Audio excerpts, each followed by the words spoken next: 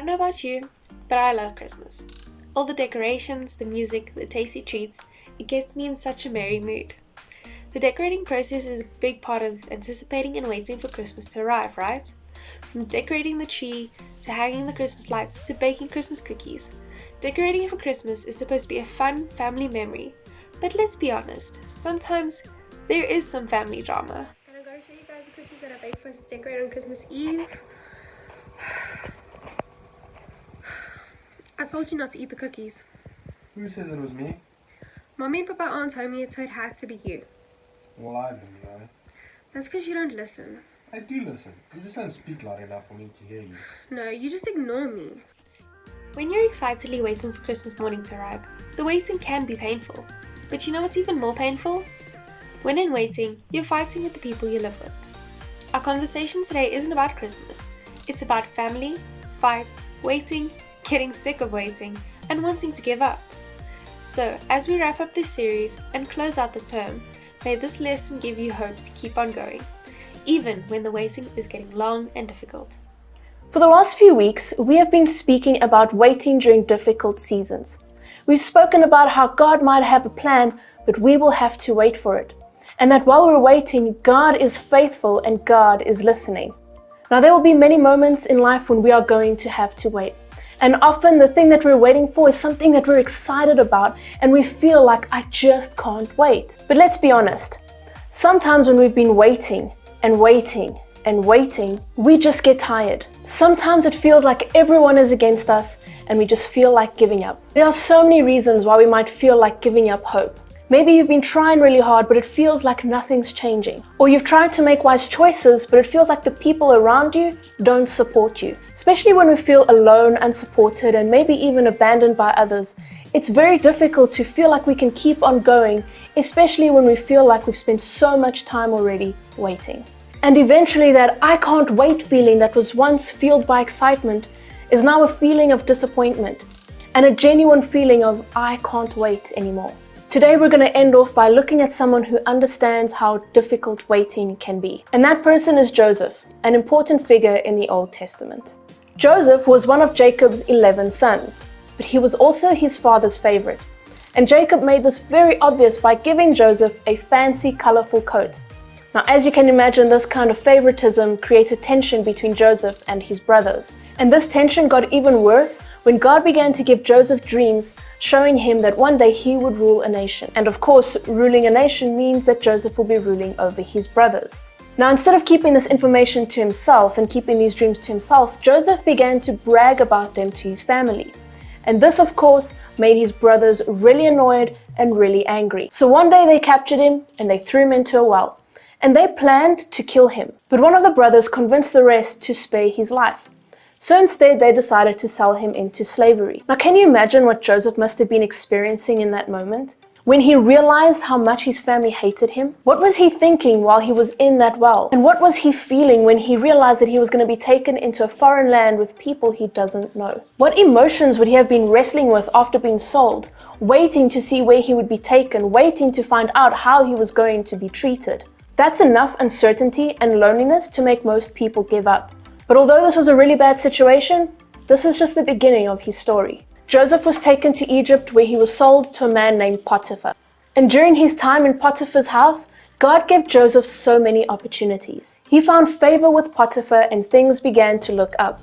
That is, until Potiphar's wife became interested in Joseph. She was attracted to him and began to make moves on Joseph and asked him to sleep with her. Joseph turned and ran the other way, refusing her advances. Now this made Potiphar's wife angry, and because she was rejected, she went to Potiphar and told him that Joseph had made moves on her.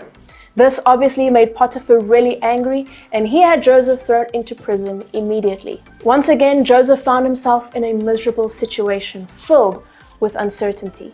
Just when things were beginning to look up for Joseph, suddenly he's faced with a new set of challenges. Can you imagine what Joseph was now experiencing? When he was being preyed on by powerful people, when he had no one to turn to, when he was abandoned by the people he thought were his allies, and when he realized he was going to be thrown into prison unjustly. Once again, that's enough to make most people want to give up hope.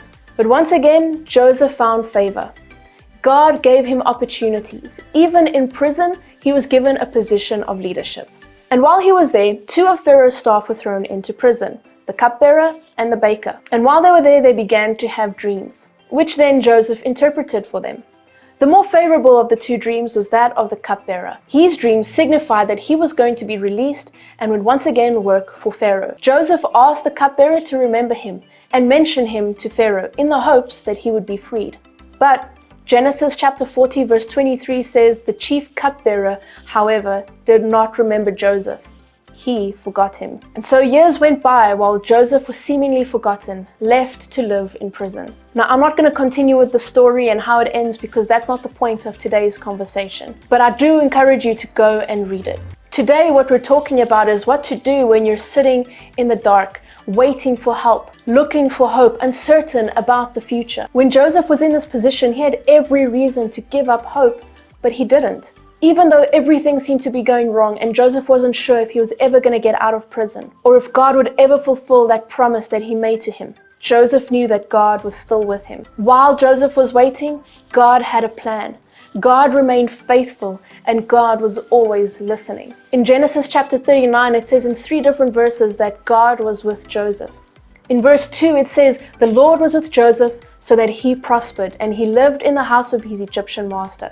Verse 21 says, "The Lord was with him, he showed him kindness and granted him favor in the eyes of the prison warden." Verse 23, "The warden paid no attention to anything under Joseph's care because the Lord was with Joseph and gave him success in whatever he did." In all that time, God never gave up on Joseph, so Joseph never gave up on God. And if you're waiting on God right now, don't give up, because God has not given up on you. Now you might be thinking, okay, that sounds great, but how do I not give up hope? How do I find hope when things feel hopeless? How do I hang on when I feel all alone? I'm going to give you 5 points which I hope will help you to keep going. Number 1, talk to God and don't stop. Like we mentioned last week, God is always listening, so keep on talking. Share what you're feeling, what you're going through, express it all to Him. Keep talking to God and don't stop. Secondly, talk to other people. Joseph may have been abandoned and alone, but you are not, even though sometimes it feels like it. So whether it's your friends, family, a mentor, a leader, a teacher, whoever it is, find someone that you trust and speak to them. Don't feel like you have to deal with this all by yourself. Speak to someone. Number 3, remember that God can turn any situation around. When he was in that well, Joseph could have never guessed the opportunities that God was going to give him in Egypt. When he was in prison, he had no idea what God had in store for his future. When he was betrayed by his brothers, he could not have anticipated the way that God would restore their relationship. God did all these things and more. And that's the same God who's telling you right now to not give up. Because when you least expect it and how you least expect it, He can turn your situation around. Number 4, we can rely on God's strength. You are strong and capable and resilient because you were wonderfully created. But on those days when our strength fails, we can remember that in our weakness, God is strong. In our weakness, we are reminded of God's faithfulness as we depend on His strength. And then number 5, choose hope. Hope isn't just something we stumble upon. It's something that we choose. We choose hope when we fill our minds with what is true and what is good. We choose hope when we choose to talk about our struggles rather than try and deal with it alone. We choose hope when we tell God how much we need His help. And we choose hope when we decide to not give up, no matter how difficult it gets. So what are you waiting for? And what will you do to keep on going? I hope that you will choose to talk to God, to talk to someone that you trust, to remember that God can turn any situation around, to remind yourself to lean on God's strength, and to choose hope every single day. No matter how difficult our situations are right now, we can all do something to choose hope, to trust, and to persevere.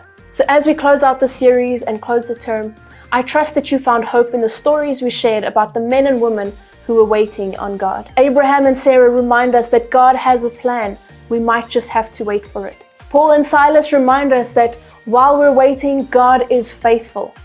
And David's story reminds us that while we're waiting, God is listening. And Joseph reminds us that while we're waiting, we shouldn't give up because God's not giving up on us. So no matter what you're waiting for right now, keep going because God's not finished yet.